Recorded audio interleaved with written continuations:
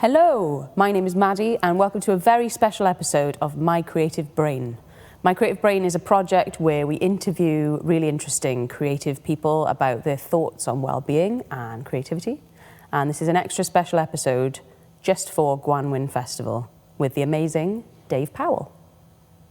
Dave Powell is the creative director of Upbeat Music and Arts, which is an educational and community workshop provider. Dave trained as a percussionist at music college and toured professionally before finding his passion for teaching. Hello, Dave. Hello, Maddie. Welcome to the weird living room. It's lovely. What a lovely living room. So the first thing I want to ask you is about your sort of earliest memories of being creative. My earliest memories being creative. I was very fortunate that I was brought up in a musical household, so a brass banding household, which is quite traditional in the Welsh Valleys. Mm-hmm. My father conducted Abergavenny Borough Band for 40 years. My dad's 89 now, bless him. Doesn't conduct anymore, hung up his baton a few years ago.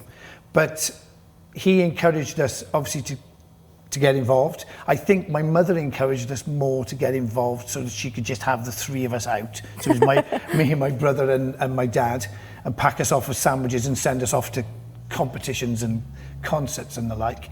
But I have a very rich memory of my first time, because I'm a percussionist, a drummer. I used to play the cornet, and as you can see, I'm very tall. So my family are all very small. I don't know where I came from. So I'm very tall. So I didn't like the cornet. And my father saw an opportunity to lumber me with a trombone because I had long arms. So Classic tall guy instrument. Precisely. I could reach 7th position, which most children couldn't get beyond 5th. So, but I just didn't enjoy it. I did it for my dad. I used to go for my dad. So I'd go to junior band and couldn't wait to get home and watch the Waltons. So any viewers of the Gwanwyn Festival who are sort of my age, because I'm post-50, will remember the Waltons as a fantastic programme. So anyway, I couldn't wait to get home. And then there was a concert that the band were playing in, and I love this actually, and I reflect on this a lot with my work, and I'll come on to that a bit later. But my uncle Ken, who played in the dance bands in those days with my dad, was on the drums, and they were playing some pieces, and he literally just said, "Come and help out." So I went over to the drum kit, and he just gave me a beater and just said, "Hit the floor tom," that drum there. Just hit the floor tom and just keep a steady beat, So just literally all I was doing, it was a march. So I was playing away, right? And I was doing this, I was 11 it. And then he gave me a pair of chewed claves, the wooden beaters you get given in school, and everyone, like this long? About that long. Yeah. And kids just like hold them tight and clonk them together and think, these are rubbish, what's this all about? And he gave me a pair of claves, which actually sound great if you hold them and play them properly, and just said, play this rhythm, which is a clave rhythm. Mm-hmm. And do you know what? That was it. I was hooked. So I started playing the drums. I virtually moved into my Uncle Ken and Auntie Moira's house, who lived 2 doors away. And that was it. I was 11 and I was hooked. So a bit of a message there, isn't it? If you try an instrument and actually you don't like it, it may not be that you're not any good at music. It could just be that you haven't found the right vehicle for you yet. Definitely. That's really interesting. Yeah, but what is lovely, and this is what relates to me with my work, is that I really want to make wow moments for kids and for adults, so that when they get an opportunity to join in one of our workshops, I want them to go away going, I'm never going to forget that. I'm going to remember that, because I can remember the names of both pieces that I played. So I was 11 and I can still remember one was a Punchinello March, and the piece with the claves was called Spanish Eyes. So they are what you call peak musical experiences. So things will have happened to you, I know as a musician, that you'll never forget. What makes those so special? That was the first occasion. That's probably what was so special. But there have been other occasions in my life, and you think, what is it about that experience that made such a difference, that has embedded it so deeply? Yeah, I think we could all try and sort of chase those experiences, not necessarily just in a musical way, but just a moment that for whatever reason just really goes like, you're going to remember this. Yeah. And at the time you don't know though, do you? Yeah. At the time you're not aware that will resonate so deeply. So yeah. So that was my upbringing in terms of music. So I was involved in the band, and then my journey sort of continued from there, really. So yeah, that's what I wanted to ask you about next. So this is obviously early sort of inspirational moments with the floor tom and the claves. Yeah. At what point then, after that was at the age of 11, yeah? Yeah. At what point would you actually have started to consider yourself a musician, do you think? So I badgered for a drum kit, and that was my nan and my parents cobbled together the money, and that was a lovely Christmas present, probably at the age of 12. Nice. And then I was just obsessed. Couldn't wait to get home from school every day and just practice. And then mum and dad would come in from work, and it would be, right, time to stop now. But it's really funny as well, when you reflect, you think, how did I devote that much time to get to that standard? But you're just so driven at that age, and you haven't got all the responsibilities we got now and the things that you have to do just to get through every day. But I was just so driven, just like, bang, that's what I want to do. And I knew probably by the age of 13, 14, this is what I wanted to do. Yeah. That's amazing. That's a really strong, I kind of wish that I'd known exactly what I wanted to do that young, because I've definitely flounced around the topic for quite a long time. Just about got there now, though. So have you found then that music, drumming in general, has it been something that has been a source of hope in your life? Has it helped you to overcome any sort of difficult areas of your life? Yeah, it's from there, I went to music college. I was fortunate enough to go to music college when I was 18 in Leeds. So that was a big thing, you know. I went and lived in a bedsit straight away at 18. No halls of residence and stuff. All of a sudden you're living on your own, cooking for yourself, etc., etc. But what that did was open my eyes to different genres of music. I'd been brought up listening to big bands and stuff. I love big bands, and I was doing a jazz course. So I was interacting with all these young, who were all so excited and excitable.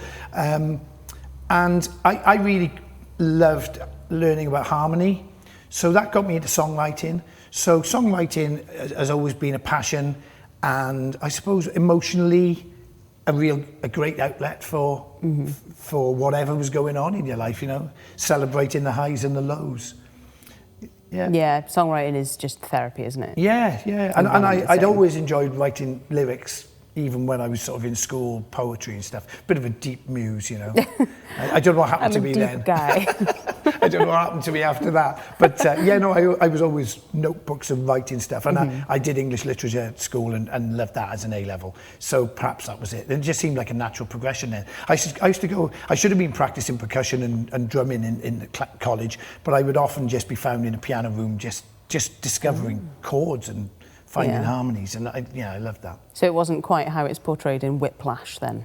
Have you seen Whiplash? Oh yeah, I have seen Whiplash, and that's an interesting film because it's about the life of Buddy Rich, who actually I was fortunate enough to see Buddy Rich twice before he died. So he is just the world's most phenomenal drummer that ever was, but he wasn't a very nice guy. Yeah. So that film, I think, is a bit about him as a band leader, him as a young drummer. So it's quite disturbing, isn't it? Yeah, I definitely recognised some tutors that I've had in my life. And there are some out there. Because my tutors at college were jazz musicians, you know, so they were working musicians. So there wasn't a lot of soft love going on there, but not as bad as that, thankfully. Yeah. So how did you come to set up Upbeat then? So it's interesting when you said about helping you through tough times. So at the age of 48, which is now 8 years ago for me, I found myself facing redundancy from, I worked for a council music service, and George Osborne and David Cameron were making their financial rationales with councils when they cut in services. Yeah. So there were lots of cuts going on to local services. I was the senior manager of a music service, and all of a sudden the management team were going from 7 to 3. So there was a big restructure. And I thought I fought it for a while, and then you realise you're fighting a losing battle. And I actually thought there's got to be a different way of doing this. I don't want to stop doing what I love, which is working with young people, being creative, helping them find their journey. So I had been a classroom teacher back in the 90s in primary schools. And I thought, do you know what? There's got to be another way of doing this, which is affordable, schools can afford it, and actually it looks at the whole child rather than us trying to create musicians. So I find creativity is always thought of as being artists have creativity, when we know that's not true. You're scientists who have to be creative. And I had to use my creative brain to think, how am I going to continue to do what I love, and how am I going to make it affordable, and how am I going to scale it to where my ambition was? Because I thought, I started off with a van and some gear, started off with just myself, but now we've got a team of about 12 or 13. Sometimes the team can go up to 20, depending on what projects we're working on. And I just had to be really creative. You know, I was faced with redundancy. I had a 5-year-old and a 1-year-old, a mortgage, and it was a case of, right, come on, Pow, pull your finger out, what are you going to do? And thankfully, we haven't looked back in 8 years. You know, COVID has been a bit of a barrier, but I'm pleased to say we're back at 100% doing what we do. So, yeah, it's good, and you learn a lot about yourself, and you learn a lot about the people that you thought you knew, who were ex-colleagues, and, you know, relationships soured, and you've just got to show a bit of resilience. And I think creativity perhaps is one of the most important attributes maybe for getting through times like these times that we've been having to get through. It seems that the more creatively we can think about the situation, the more likely you are to be able to come out of it better and stronger than you were before. Yeah. And all of the, all the pivoting we've had to do, etc., etc. But no, I think you're right there. It's been a really interesting year, this one. But those 8 years, 7 years previous to this one, you learned a lot about yourself. I didn't realise how resilient I was and how ambitious I was, if I'm honest. And to find that out, sort of, as you're approaching 50, is quite a revelation, really. Mm-hmm. So how do you think music, or creativity in general, and well-being, how do you think they kind of work together? For me, it's about application, applying yourself to something. And I'm very big on building self-esteem with groups. Primarily our work is with children and young people. We see so many children who go low self-esteem, and I have this real passion for shared success. So we have children who never excel at academic stuff. They're the last to be picked for the sports team. But when we do our projects, they are on the same level as everyone else in the class. Everyone has the same equipment. They're all given the same opportunity, and we like to take them from zero to hero. So on week 6, we do 6-week projects mainly, so that they're short, sharp interventions for schools, and they're affordable that way. But it just means that the children start with zero knowledge, and on week 6, that's when we give them a chance to perform. And that performance is just so lovely to see. And when the children come off and go, oh my God, we just did that. Can we do it again, sir? Can we do it again? And it's like, well, and it's just such a thrilling position to be able to watch that and watch that growth. And equally, with adults, when we run community samba groups, taiko groups, Japanese drumming, we do. Oh, I've seen those. They look amazing. Oh, they're incredible. And do you get people like on the floor? Yeah, we don't. Yeah. We haven't put anyone on the floor yet. But yeah, that's right. Yeah, you can. There's a fantastic group that came over, and we went to see them in the Millennium Centre. And oh my gosh, the core muscles. Yeah. They're leaning off the stage playing these drums. In a constant sit-up. Fantastic. Oh, yeah, exactly that. Sounds like a nightmare. incredible. So yeah, we don't put people through that pain, but we have got 45 taiko drums, can you believe? So we can run 3 separate projects in schools at the same time. Because again, it's about collaboration, so self-esteem, collaboration, social skills, all those lovely things that people feel part of something that is successful, but they're not singled out, so we don't make anybody do anything that they're uncomfortable with. Or, you know, you get children who want to show off, or in terms of, look what I can do, but we know the ones that tend to lack that self-esteem or shy don't want that. So they're sort of covered by the mass, aren't they? You know, that insecurity is covered by the mass. So the same sort of feeling perhaps that people get from being in a choir. Yes. I've been in a lot of choirs. Like I am one of those show-offs who likes to sing on my own as well. But the feeling of just like that community of people sort of all doing something together and being one big thing. Yeah, that's right. And you're all working towards the same goal. It's that shared vision, shared, success for me. It's just, you know, and we always set high standards as well. The standard's always higher than the teachers expect, and what the children are used to setting for themselves as well. You know? So in terms of the pandemic. Yes. The pandemic. The dreaded. How has it been in terms of what you can do with Upbeat music, but also for you, like your own creative It's life? been an interesting one, I'm sure, as many people have found, in terms of pivoting. We got through the first lockdown, and that was, I think, it's fair to say, it was like a bit of a novelty for us then. Of course, the weather was beautiful, and it was a chance to get off the hamster wheel, really. And when I say hamster wheel, we love our jobs, but it was like, God, it's just nice to smell the coffee, really. And then pretty quickly it was, oh, hold on a minute, this doesn't suit the team. You know, so we've got several members of the team who are on Zoom calls and quizzes, and then you could see people starting to slump. And I thought, we need a purpose. So we came to this studio with a vision, and I didn't know if that vision would work, and it was two-pronged, actually. I wanted to create some videos that could be used when schools went back if we couldn't get into schools.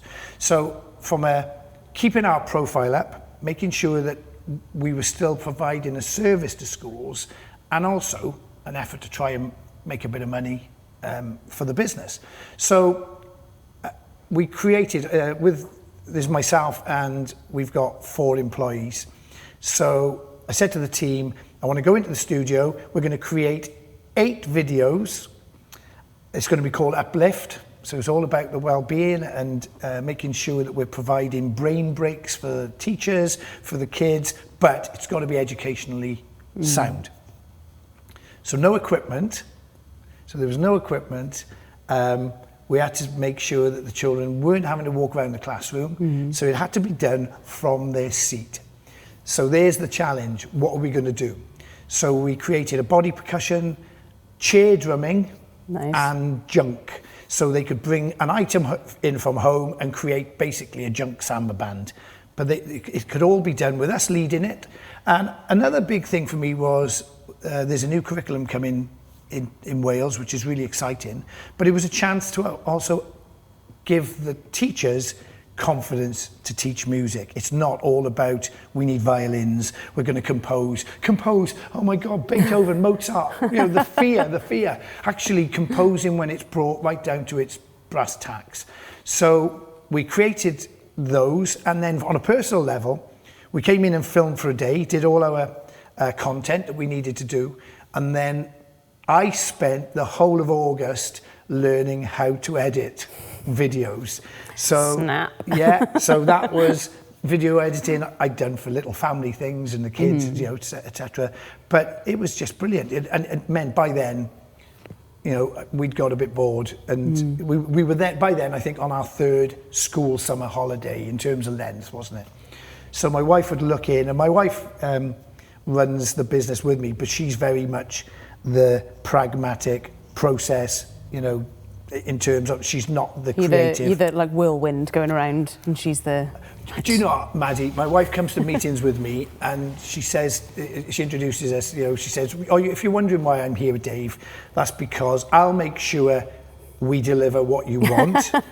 But Dave thinks in curly whirlies and I think in straight lines, and that's nice. perfect. Yes, it's so true. So she was popping her head in and going, this is a madcap idea, it's not going to take off.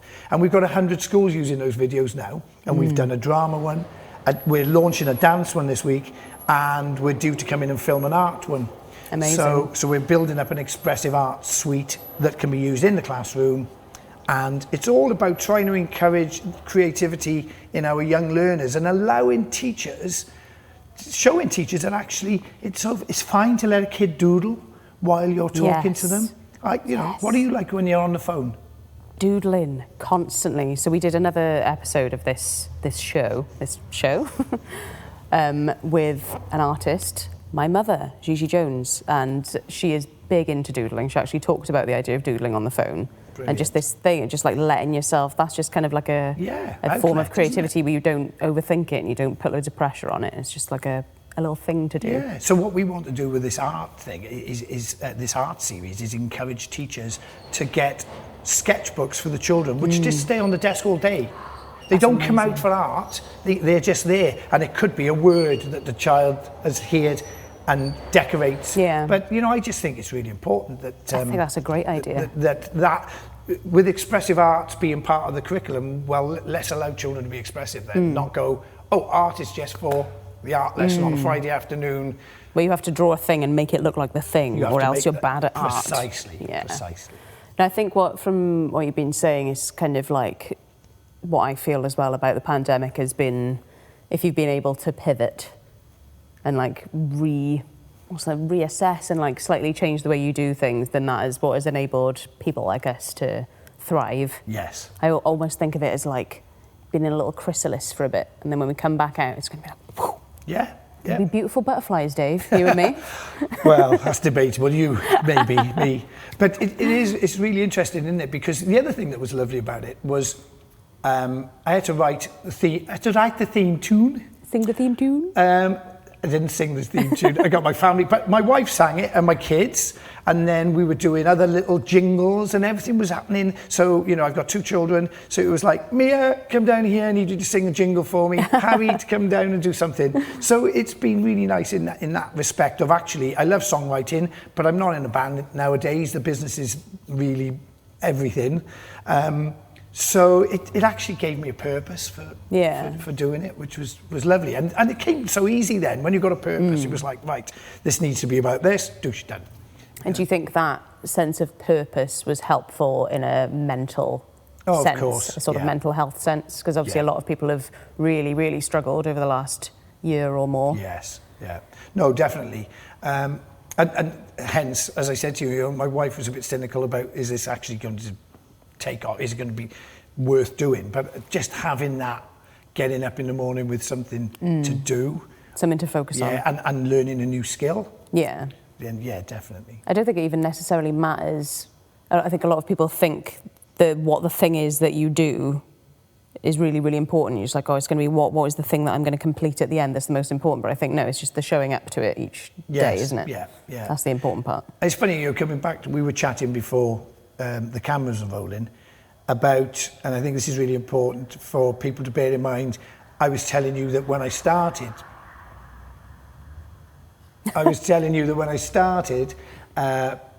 in the brass band, my father gave me a cornet, which my brother played, and my brother played really well. So, pressure on, I was rubbish.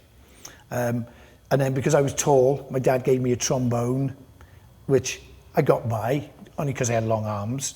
And then I discovered percussion, drums, and that was it. The passion was ignited. Up till then, it was a chore. I was just doing it because it was my dad, I supported my dad. But I think it's just important for people to think, just because I've had a go at something, you've had a go at the violin, and maybe, and I get so upset when I hear of teachers who've really turned people off music because they told them that they couldn't sing, or they told them they didn't have a sense of rhythm, and that really breaks my heart. Yeah, I've got a special sort of rage reserved for those people, because I've come to the people who've been told by those teachers that they were rubbish for whatever reason. Yeah. And I'm just like, no, that was an unacceptable thing to say to you. It is unacceptable. As professional educators. But to bear in mind, if you're thinking of, oh, I really would love to play a musical instrument, but I was told, or I don't think I've got it in me, or I tried that instrument and I wasn't very good. That just may not have been the instrument for you. I obviously wasn't cut out for melodic instruments, but I was cut out for rhythmic instruments. Things. Yeah, hitting things is your vibe. And funny enough, I've never had a fight in my life, so I'm not interested in violence, but I do enjoy hitting a drum or two. Yeah. Well, I find it really interesting as well, the idea of perhaps people who may be watching Gwanwyn Festival, who maybe were told something like that quite a few years ago, and it's been ingrained in their head ever since. Yeah. Like, I think, I'm sure my mum has said something about this in the past, like somebody told her that she couldn't sing or something, and she's still got that in her head that she can't sing. It's just awful. I've had people, so obviously we do educational and we do community workshops, but also on occasion do team building things for companies. And it's really funny because you watch the body language of people walk into the room. So, I always like it to be a surprise. So you get in, set up, so that when they come in, they've got that impact of, oh my, and you get people who run up to the drums, and then you get people who you can see just physically want to turn and walk out. And as part of the session, I don't think I've ever had anybody not participate and enjoy. And we start talking about that. I noticed when you came in, what was well, it's because when I was younger, I was told I had no sense of rhythm, etc. And I've had people effusively shaking my hand when they leave because they've had such a great time. And they just feel that this blockage has been dispelled, It's like, look, I have to say that. I remember this one lady at an African drumming thing with Lloyd's Bank. I remember it was years ago. But you could see she was petrified. And at the end of she got so into it, her eyes were closed and she was away playing.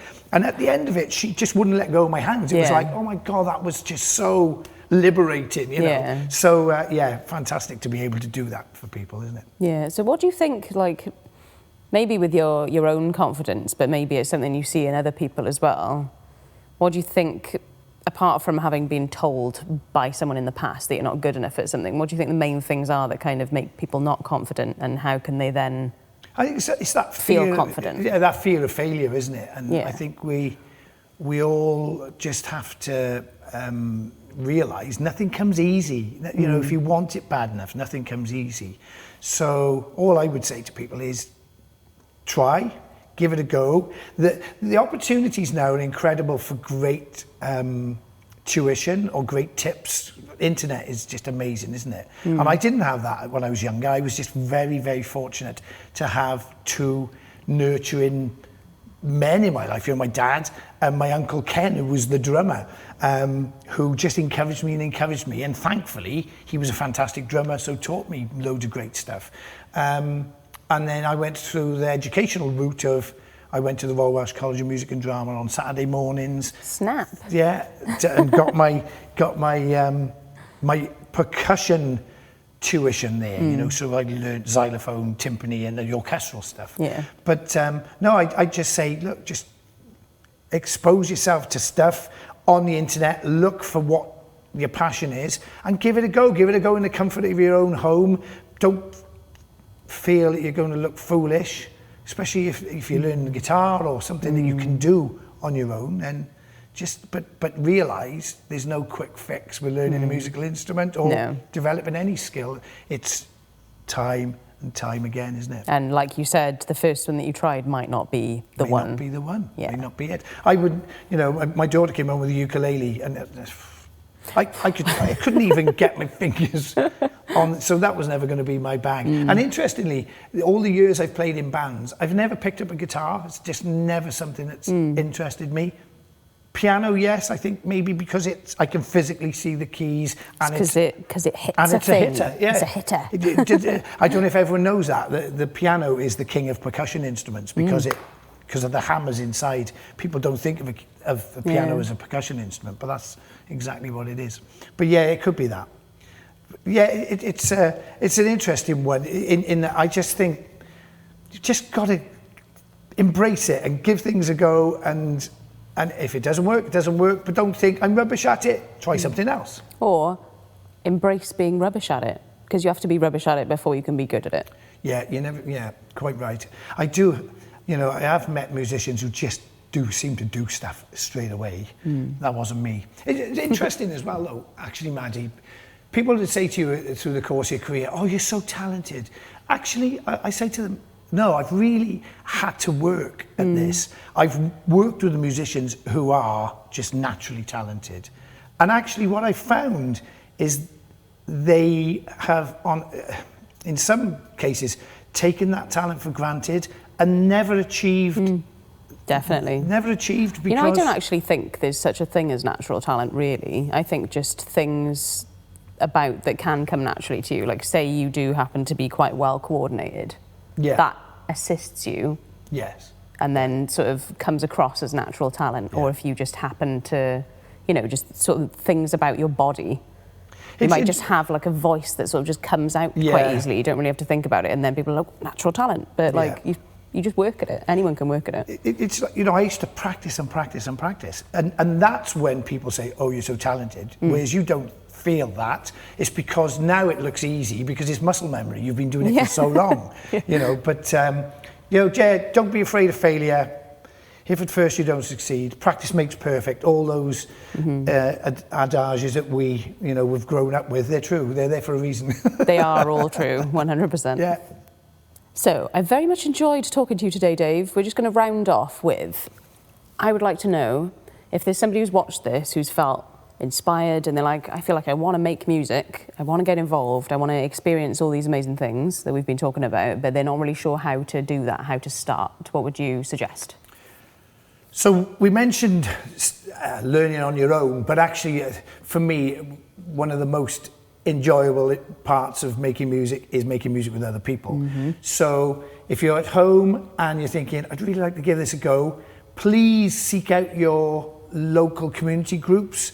So for instance, when we're able, we'll be back out offering samba tuition, samba workshops. And again, when I say tuition, samba workshops, people are just welcome to rock up for that.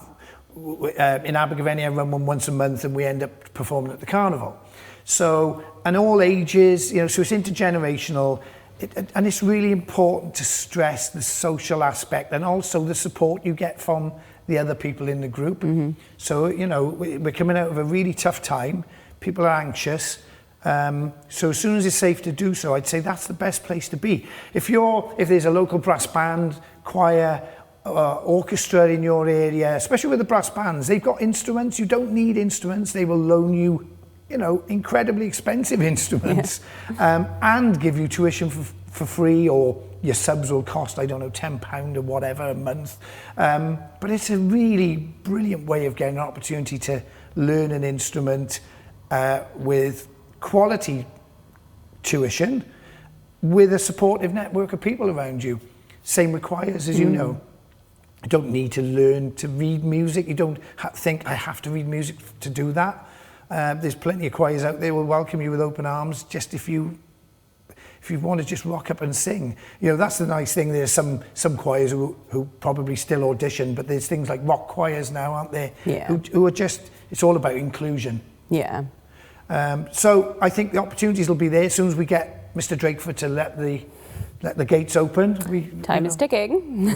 Come on, Mr. D. And just go and try. Just honestly, just go and do it. It could be a whole new phase of your life.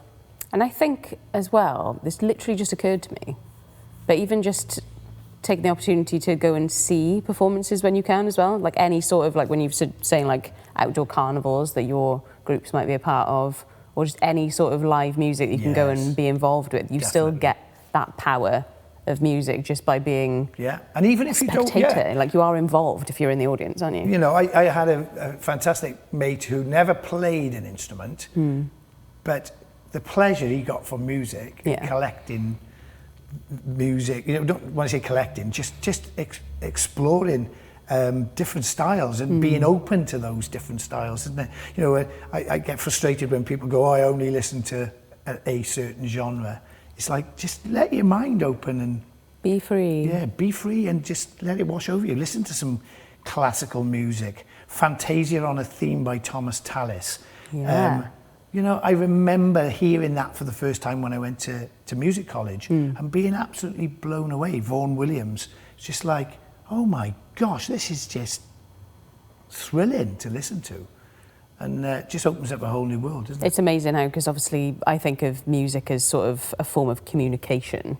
Because I think there's proof that that's how it started. Yes. Right? So I think music being a form of communication, and then it's got all these different ways that you can communicate. You can communicate in the jazz language. You can communicate in the classical language, the pop language, the rock language. There's just all these different options. It's like an endless menu. It is. And don't just close yourself off, is it? You know, again, opportunity is there, isn't it? You know, you can listen to stuff for free now, get a taste, a sample to lead you into things.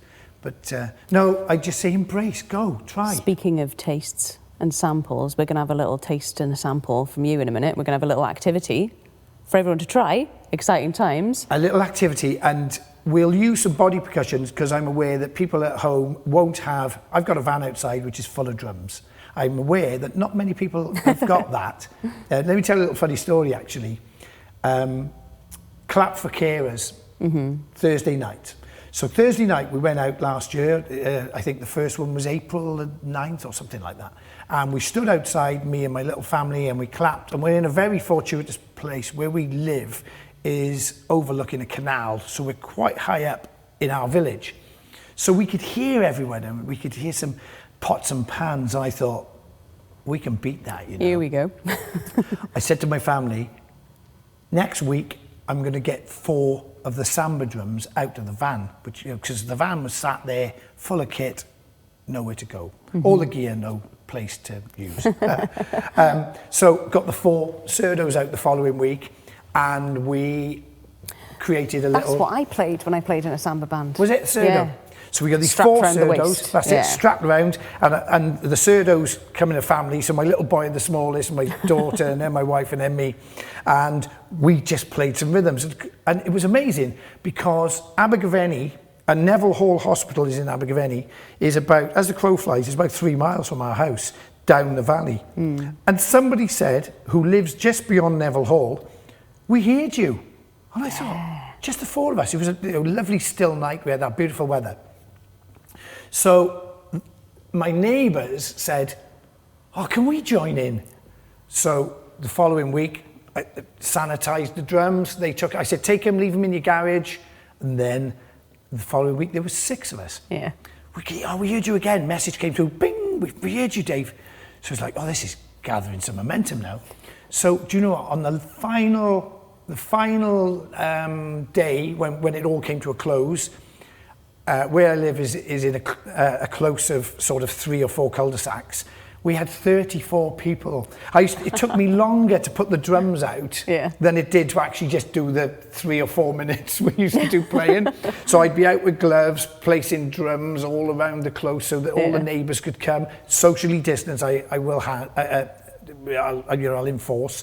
But we were all stood, and someone brought a drone over. And we ended up on BBC Wales because the drone footage ended up on being used on the footage of everyone clapping. But what a brilliant thing, though. It brought our community together. So we got neighbours in the next cul-de-sac, so we'd never met. And then all of a sudden there was a WhatsApp group. Does anybody need some shopping? Anybody need anything picking up from the doctors, etc. Anybody need some claves? Yeah, I haven't got any of those. But what was lovely is the Sugarloaf Mountain is opposite us. And I've got a friend who lives right at the top of there. Yeah. And I said, Andy, can you hear us?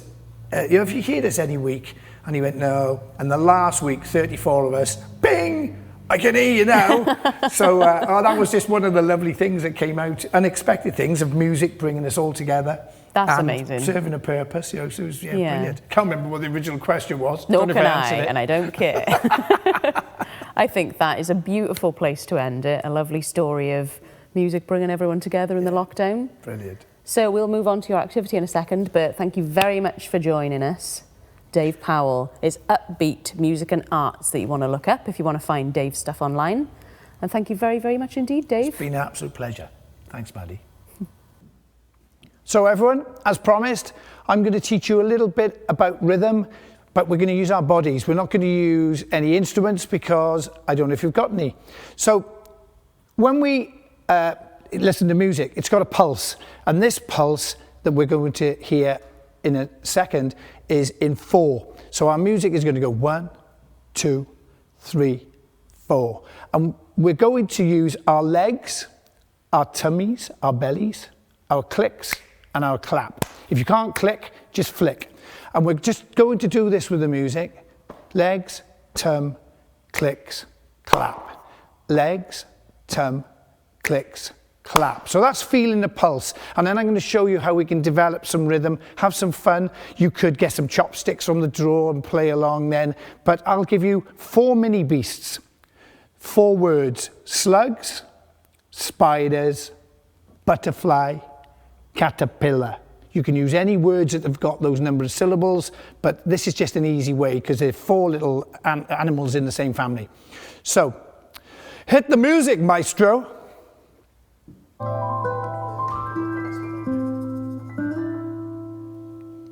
What a lovely beginning.